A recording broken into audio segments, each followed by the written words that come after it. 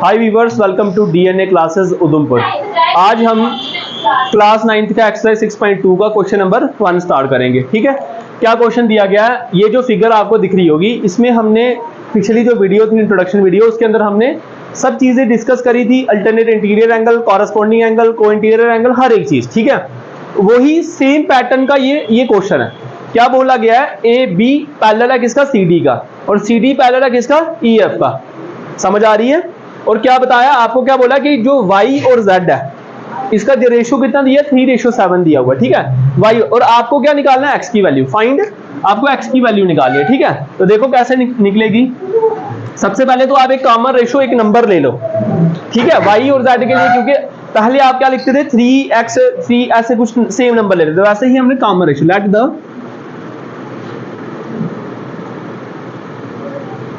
Common ratio. अच्छा, किसका common ratio लेना है बच्चे? y और z का। y एंड, क्योंकि आपको इसी की तो वैल्यू दी हुई है, तो इसी का कॉमन रेशियो लेना पड़ेगा। अच्छा, क्या लोगे? इज a ले लेते हैं। क्लियर है? क्लियर है आप लोगों को? इसका लिया y और z के लिए मैंने क्या लिया? एक कॉमन रेशियो लिया। Let the common ratio of y and z is, इसके लिए, इस y के लिए और इस z के लिए एक रेशियो ले लिया जिसका नाम क्या है? a। तो ये क्यों लिया? देखो आपका क्या हो जाएगा, आपका y किसके बराबर हो जाएगा? 3a के, और z किसके इक्वल हो जाएगा? आपका 7a के। समझ आया क्यों लिया हमने? अदरवाइज हम क्या करते? x 3x और 7x लेते थे। इस बार x y z दिया हुआ है, तो हमने कॉमन रेशियो ले लिया जिसका नाम क्या है? a। क्लियर है? ठीक है, उसके बाद देखो क्या लिया हुआ, यहां तक तो क्लियर हो गया। अब किसके ओर जा रहे हैं? x की वैल्यू निकालने के लिए। तो सबसे पहले हमको जो फिगर में सबसे पहले दिया हुआ कि A B parallel B C C D, ये क्यों है? ये लिखना पड़ेगा। तो देखो ए बी पैरेलल है किसका बच्चे? सी डी का, और पैरेलल है ये किसका? E F. ये आप एक साथ लिख सकते हो। अच्छा, ये क्यों है आपको ये बताना पड़ेगा कि ए बी पैरेलल क्यों है सी डी का, और सी डी पैरेलल क्यों है ई एफ का। क्यों है? अगर लाइन, अच्छा क्यों लिख रहा हूं मैं ये चीज, आपको ये बतानी पड़ेगी वहां पे। अच्छा, अगर लाइन पैरेलल हो, अगर लाइन क्या हो? पैरेलल हो सेम लाइन के ऊपर, पैरेलल हो इन सेम लाइन। देखो ये लाइंस पैरेलल है एक ही वन लाइन के ऊपर, आप सेम लाइन वन लाइन भी लिख सकते हो। तो आपके जितने भी होंगे वो सारे क्या होंगे? पैरेलल होंगे ईच अदर, पैरेलल टू। इसका मीनिंग क्या हुआ? अगर ये लाइंस है और एक लाइन इसको काट रही है, अगर 3 लाइनें हो, 2 हैं, 4 हैं, जितनी भी हैं, और एक लाइन उसको क्या कर रही है? ऊपर से जैसे ट्रांसवर्सल लाइन आ रही है, तो वो जो लाइन जहां जहां कटेगी, जिस लाइन के अंदर मीट होगी, वो लाइन सारी पैरेलल लाइन हो जाएगी। यही लिखा, line parallel in same line. Line parallel, अगर लाइन पैरेलल है वो, और बाकी वाली जो एक लाइन के ऊपर आ रही है, तो जितनी भी सारी लाइंस होगी वो सारी क्या हो जाएंगी? ईच अदर क्या हो जाएंगी? वो सारी पैरेलल आपस में पैरेलल हो जाएंगी। इसीलिए ये आपस में पैरेलल है। ए बी पैरेलल है किसकी? सी डी की। सी डी पैरेलल है किसकी? ई एफ की। वैसे ही ई एफ ए बी की होगी। अल्टीमेटली सारी आपस में पैरेलल होंगी। अगर पैरेलल हुई तो आपका इसके आगे कंटिन्यू करते हैं। अच्छा, y और z क्या है बच्चे? y पहले ये लिखते हैं कि देखो y इक्वल है किसका? z का। यही लिखेंगे y z इक्वल है। अच्छा, अगर मैं x लिखूं, x किसके बराबर है? z के। मुझे कौन बताएगा x क्यों है इक्वल z का? हाँ जी, क्योंकि ये क्या है? अल्टरनेट इंटीरियर एंगल है बच्चे। अल्टरनेट, देखो y z की वैल्यू हमारे पास है, x की हमको निकालनी है, तो x z के बराबर हो जाएगा। क्यों होगा? क्योंकि अल्टरनेट इंटीरियर एंगल। अल्टरनेट का मतलब हो गया, अगर मैं ये 2 लाइनें डालूं, ये वाला आपस में क्या हो जाएगा? ये वाली, तो ये सेम ही तो बन रहा है। ये मत सोचना 3 लाइनें हैं तो क्या हो गया, ये अल्टरनेट तो यहां होता था, ये यहां भी अल्टरनेट होगा। मतलब ये वाला और ये वाला सेम, ये वाला और ये वाला क्या होता है? अल्टरनेट इंटीरियर एंगल होता है। क्लियर है बच्चे? ठीक है, ये हो गया x इक्वल टू z। आगे करो। अभी x प्लस वाई, देखो x प्लस वाई किसके बराबर हुआ? मैं लिख सकता हूं x प्लस वाई, क्योंकि मुझे x निकालना है। x प्लस वाई किसके बराबर लिख सकता हूं? 180 डिग्री। क्यों? क्योंकि ये को इंटीरियर एंगल है। क्या है? अब आपको पता लगा होगा कि सर ने वो चीजें क्यों समझाई थी। ये बहुत जरूरी है, इसके मार्क्स होते हैं। जब तक आप उसको बताओ कि ये चीज कैसे आ रही है, ये चीज कैसे आ रही है, तो उसी के तो मार्क्स है। तो क्या बताया कि x प्लस वाई 180 डिग्री के बराबर है। वो क्यों है? क्योंकि ये को इंटीरियर एंगल है, ठीक है। अच्छा x प्लस वाई अगर इक्वल होगा तो आपका y प्लस जेड, समझो z प्लस वाई भी किसके बराबर हुआ? क्यों हुआ? क्योंकि हम बोल सकते हैं भाई ये तो को इंटीरियर नहीं है, मगर हमने अभी क्या बोला? हमने ये बोला कि z किसके बराबर है? x का। तो अगर मैं उसकी जगह z लिखूं तो क्या होगा? कोई गलत होगा? नहीं होगा। तो मैं इसकी जगह पे क्या लिख सकता हूं? और करके z प्लस वाई किसके बराबर हुआ? 180 डिग्री का, ठीक है, 180 डिग्री का हुआ। तो यहां करते हैं आगे।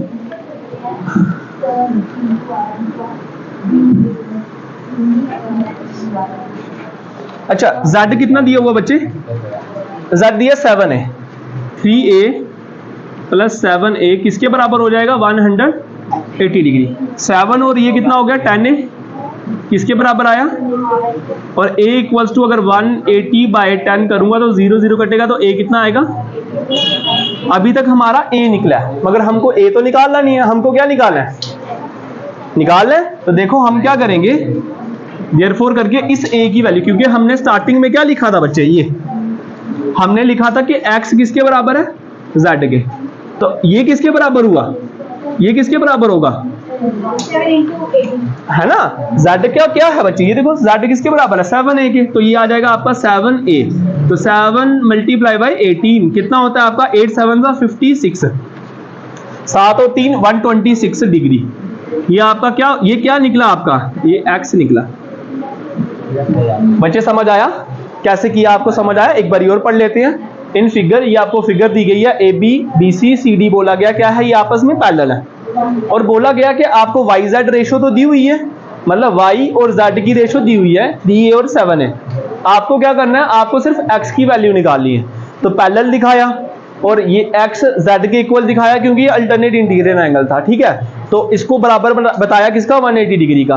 तो इससे हमने क्या निकाल दिया? a निकाल दिया। तो यही a हमने पुट करा आगे, तो क्या बन गया आपका? 126 डिग्री बन गया, ठीक है। अच्छा अभी हम करेंगे क्वेश्चन नंबर 2। क्या दिया? इफ ये जो फिगर दी गई है इसके अंदर बोला गया ए बी, ये ए बी और सी डी आपस में क्या है? पैरेलल है, ठीक है ना। ये लाइंस पैरेलल हो गई।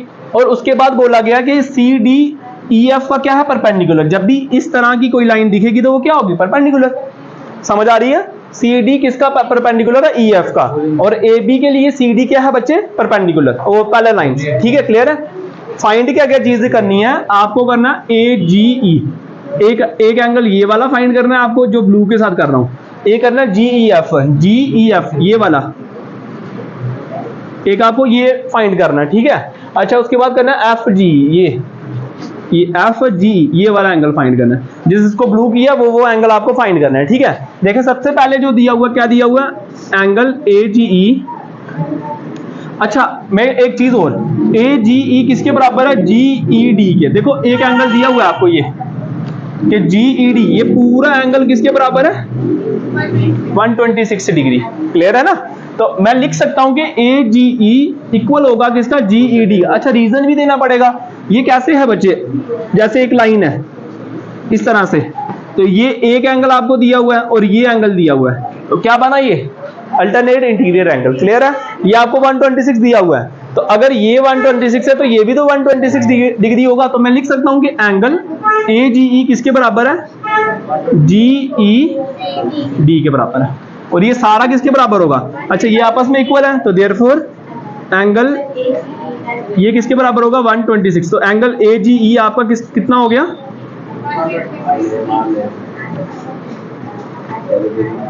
देखो पहला हो गया फाइंड, 1 1 करके लेते चलो। अच्छा रीजन भी लिख लो, यहां रीजन लिख लो क्यों है ये अल्टरनेट इंटीरियर एंगल। मैंने बता दिया कैसे इंटीरियर एंगल आया, ठीक है। क्लियर? यहां तक क्लियर हो गया। दूसरे को पढ़ो, क्या पकड़ना है, क्या निकालना है? एंड अब आपको निकालना है जी ई। अच्छा कहां पे है? जी ई एफ, ये चीज निकालिए बीच वाली आपको, ठीक है। सेकंड ये आ गया, तो कैसे निकलेगा? अगर मैं जी ई एफ ले लूं और प्लस कर दूं एफ ई डी के, 90 डिग्री है ना, ये पूरा बन रहा है ना, ये इस तरह से बन रहा है पूरा, और इसके बीच में क्या आ गया है कि 90 डिग्री। तो मेरे को ये वाला एंगल निकालना है। ये चीज पूरा एंगल तो मुझे दिया हुआ है, तो मैं क्या करूंगा? मैं जी ई एफ ले लूंगा, एफ ई डी ले लूंगा, plus angle F E D, और ये किसके बराबर आ जाएगा? पूरा का पूरा जी ई डी के। मतलब है ना, मतलब ऐसे बता रहा हूं कि ये पूरा एंगल है, इसके बीच में एक रे है, आपको तो पूरा निकालना है, मतलब आपको पूरा एंगल दिया हुआ है, आपको क्या निकालना है, बस GEF निकालना है, ठीक है। तो मैंने GEF पहले लिख दिया, प्लस दूसरा एंगल, दूसरी रे कौन सी है उसके बीच में, FED, और इक्वल्स टू पूरा क्या है एंगल GED। थोड़े कंफ्यूजिंग क्वेश्चन होते हैं, मगर अगर आप ध्यान लगाओगे, समझोगे कि यार क्या चीजें आपको निकलेंगी और क्या क्या चीजें आप किस तरह से निकाल सकते हो। बेसिक क्या है आपका, वही है, इंटीरियर एंगल, को इंटीरियर एंगल और corresponding angle, alternate interior angle, exterior angle, बस ये चीजों का ध्यान है तो क्वेश्चन आपके बहुत आराम से निकलेंगे, ठीक है। अच्छा, GEF क्या दिया हुआ है आपको, GEF कुछ नहीं, ये आपको फाइंड करना है, तो मैं भी ऐसे लिख देता हूं। अच्छा, FED देखो ये क्या है आपका 90 डिग्री, तो लिख दो 90 डिग्री, प्लस GED अभी लिखा हमने, GED किसके बराबर आपका, इक्वल्स टू 126 डिग्री। क्लियर है बच्चे, ठीक है। अच्छा, उसके बाद GED आप निकाल रहे हो, GEF आप निकाल रहे हो, उसके बाद 126 डिग्री माइनस 90 डिग्री, ठीक है। तो कितना आ जाएगा आपका,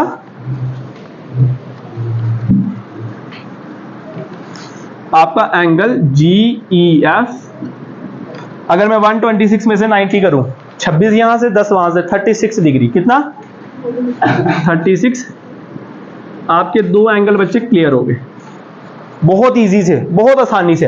अब है लास्ट वाला, एंड अब आपको क्या निकालना है, आपको निकालना है FGE। इसका क्या मतलब हुआ कि एक लाइन है आपके पास और उस लाइन के ऊपर से एक रे बन रही है, पहली एक्सरसाइज के अंदर इंट्रोडक्शन में ही बताया, अगर नहीं देखा है तो दोबारा देख लो वीडियो। क्या है, एक लाइन है और एक लाइन है, उसके अंदर एक, उसके ऊपर क्या बन रही है, एक, बस डायग्राम को क्या कर दिया उल्टा, तो क्या लिखूंगा मैं लिखूंगा AGE, एंगल AGE, क्योंकि ये एक लाइन है ना इस तरफ वाला एंगल, फिर क्या लिखूंगा, प्लस एंगल FGE, क्योंकि यही निकालना है, ये किसके बराबर 180 डिग्री। क्यों हुआ 180 डिग्री बच्चे, क्योंकि ये क्या है, लीनियर पेयर है भाई, क्योंकि ये क्या है, लीनियर पेयर। समझ आ रही है, जब भी एक लाइन होती है और एक लाइन पे एक रे आती है, पहले ही हमने बेसिक में समझाया था कि ये लीनियर पेयर होता है, ठीक है। अच्छा, करो पुट करो, AG कहां पे, AG कितना दिया 126 डिग्री, प्लस FG आपको फाइंड करना है,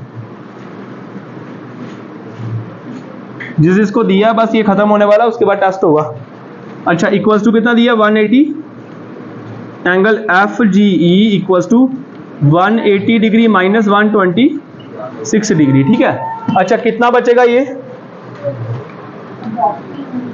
एंगल FGE इक्वल्स टू 180 में से अगर 126 निकालो तो कैसे निकलेगा, 10 में से 6 4, 7 में से 2 54 डिग्री।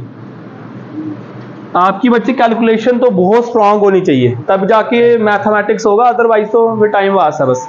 क्या से क्या बोला, देखो FG क्या निकला आपका, क्या क्या चीजें फाइंड करनी थी, एक ये वाली, तो कितना निकला 126 डिग्री, ये बीच वाला कितना निकला 36 डिग्री, अच्छा ये कितना निकला 54 डिग्री, ठीक है। आज हमने कितने किए, 2 क्वेश्चन, कल हम इसके आगे वाले नेक्स्ट क्वेश्चन पार्ट करेंगे, ठीक है।